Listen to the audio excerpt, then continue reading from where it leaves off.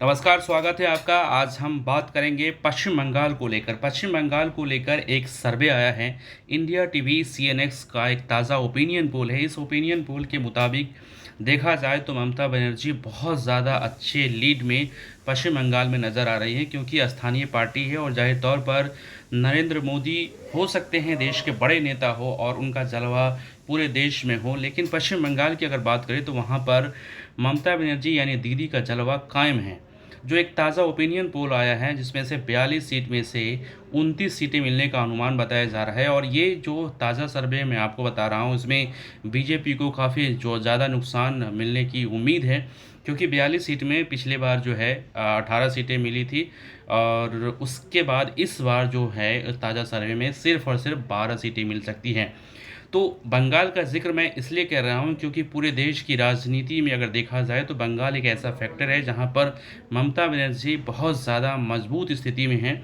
वहाँ पर बीजेपी कई तरह से प्रयास कर रही है। अभी पंचायत चुनाव हुए, वहाँ का रिजल्ट आपने देखा, आपने इससे पहले विधानसभा चुनाव हुए उसमें आपने रिजल्ट देखा, फिर लोकसभा चुनाव अब होने वाले हैं, उसमें जो नतीजे आएंगे वो कहीं ना कहीं चौंकाने वाले हो सकते हैं। और ये ताज़ा सर्वे के अगर मैं आपकी बात करूँ तो इस ताज़ा सर्वे में बीजेपी को खासा नुकसान होने वाला है, जिसमें सिर्फ और सिर्फ 12 सीटें मिलने की उम्मीद है, और 42 सीट में से 29 सीटें जो है वो ममता बनर्जी को मिलने की उम्मीद है, ऐसा अनुमान लगाया जा रहा है। हालांकि चुनाव के बाद जो नतीजे आएंगे वो क्या होगा वो देखने वाली बात होगी, लेकिन जो ताज़ा ओपिनियन पोल है उसमें साफ तौर पर ममता बनर्जी वहाँ पर काफ़ी मजबूत स्थिति में है।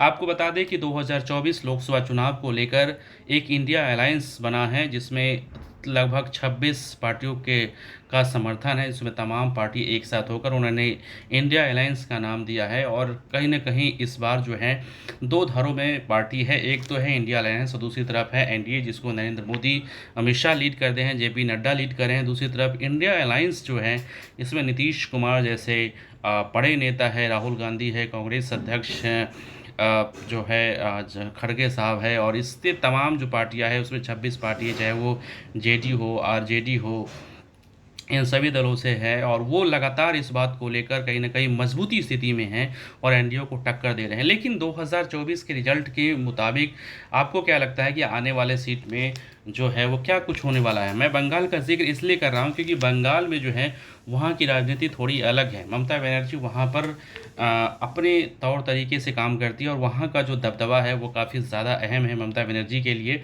और 42 सीटों का आंकड़ा, 42 सीटों में से अगर 29 सीटें अगर आ रही हैं, हालांकि जो ये ओपिनियन पोल है, ये ओपिनियन पोल हो सकता है आने वाले दिनों में ज़्यादा भी हो सकता है, कम भी हो सकता है, कुछ भी कह सकते हैं कि चुनावी समर में क्या कुछ हो सकता है। लेकिन एक चीज़ तो माना जा सकता है कि लोकसभा चुनाव में इस बार का जो 2024 का लोकसभा चुनाव है वो कहीं ना बंगाल पर सबसे ज़्यादा नज़र है। दूसरी जो सबसे ज़्यादा नज़र है वो बिहार पे है।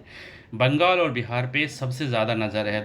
इसके मायने क्या है मैं आपको बताता हूँ। पहली बात तो ये है कि बंगाल में ममता बनर्जी का जो दबदबा है उसको लेकर वहाँ पर है। दूसरी बात, बिहार में इस बात नीतीश कुमार, तेजस्वी यादव एक साथ है, कांग्रेस पार्टी एक साथ है, तो कहीं ना कहीं बिहार में 40 सीट है और बंगाल में 42 सीट है। तो और उत्तर प्रदेश में 80 सीट है जहाँ पर कांग्रेस पार्टी, अखिलेश यादव सब लोग एक साथ है, जयंत चौधरी साहब भी एक साथ है। तो ये देखने वाली बात हो गई कि बिहार, बंगाल और उत्तर प्रदेश, जहाँ पर 80 सीट उत्तर प्रदेश में, 40 सीट बिहार में, 42 सीट बंगाल में, यानी कि आप अंदाज़ा लगा सकते हैं कि इन तीनों राज्यों का जो चुनावी नतीजे होगा इससे 2024 का सफर तय होगा कि देश का प्रधानमंत्री कौन बनेगा। क्योंकि इन तीनों राज्यों में अगर बीजेपी को खासा नुकसान होता है तो कहीं न कहीं 2024 की गद्दी से वो दूर हो जाएंगे, क्योंकि 2024 की जो लड़ाई है वो इसी बात पर टिका हुआ है इन तीन राज्यों को लेकर। वैसे भी कहा जाता है कि दिल्ली का रास्ता उत्तर प्रदेश से होकर जाता है, लेकिन इस बार का जो रास्ता है वो कहीं ना कहीं बिहार, उत्तर प्रदेश और बंगाल होके जाएगा। ये बात समझना बहुत ज़रूरी है, क्योंकि 40 सीट, 80 सीट और 42 सीट यानी 162 सीटों का जो आंकड़ा है ये 2024 के नतीजे बहुत कुछ तय करेंगे। इस वीडियो को ज़्यादा से ज़्यादा लोगों तक शेयर कीजिए, चैनल ज़रूर सब्सक्राइब कीजिए। आपको अंदर की तमाम खबरें हम आपको बताते रहेंगे। नमस्कार।